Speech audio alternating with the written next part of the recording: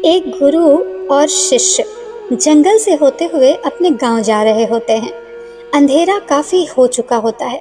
शिष्य ने अपने गुरु से कहा कि गुरुजी, काफी रात हो चुकी है, अगर आप कहें तो आज की रात यहीं आसपास के किसी गांव में गुजार ले। गुरुजी ने अपना सर हिलाया और वो आसपास के गांव में एक छोटे से घर के पास जाकर रुके। अब जैसे ही वहां गए तो गुरुजी के शिष्य ने दरवाजा ठकठकाया।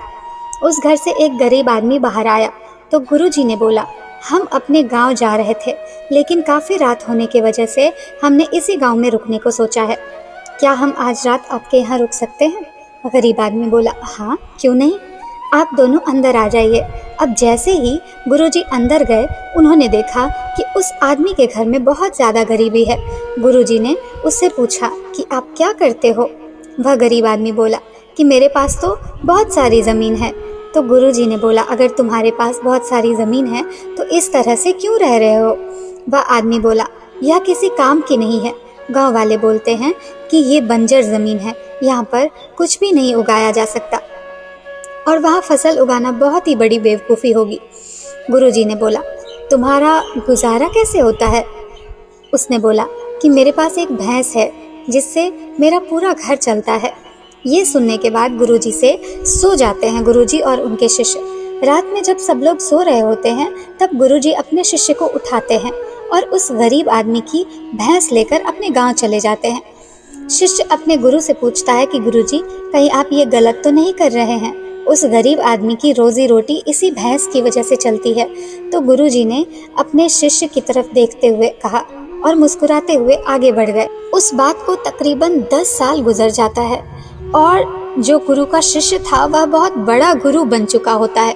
तो एक दिन उन्हें उस गरीब आदमी की याद आती है कि मेरे गुरु ने उस आदमी के साथ अच्छा नहीं किया था, मुझे एक बार चलकर देखना चाहिए कि वह आदमी अब किस परिस्थिति में है। वह शिष्य उस गांव की तरफ जाता है और वहां जैसे ही पहुंचता है तो देखता है कि जहां पर उस गरीब का झोपड़ी था वहां पर एक बहुत ही बड़ा आलीशान महल बन चुका है और उस झोपड़ी के बाहर जो बंजर ज़मीन थी उस पर फल और फूलों के बगीचे थे। तभी उधर से उस घर का मालिक आता है।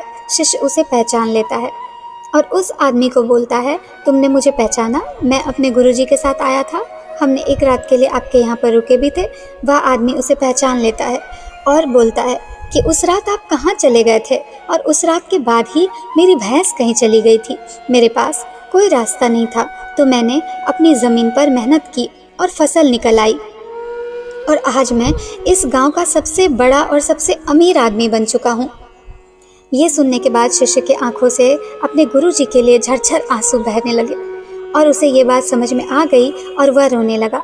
इस कहानी से हमें ये सीख मिलती है कि हमारे अंदर ऐसी बहुत सी टैलेंट छुपी हुई है, लेकिन हमें कोई ना कोई चीज़ रुका कर रखी है। वो आपके फैमिली वाले भी हो सकते हैं, आपके जॉब भी हो सकती है और कुछ भी हो सकता है। देखिए, आपके पास भी तो भैंस जैसी कोई दूसरी चीज़ तो नहीं जिसने आपको आगे बढ़ने से रोक रखा है। दोस्तों, अगर आप अपने लिए जो ऑप्शन रखते हैं ना, वो आपको हमेशा पीछे खींचेगा। इसलिए कोशिश हमेशा ये रखनी चाहिए कि अपने साथ कोई ऑप्शन ना रखो, बस आप ही रहो। That's it. तब तक के लिए राधे राधे।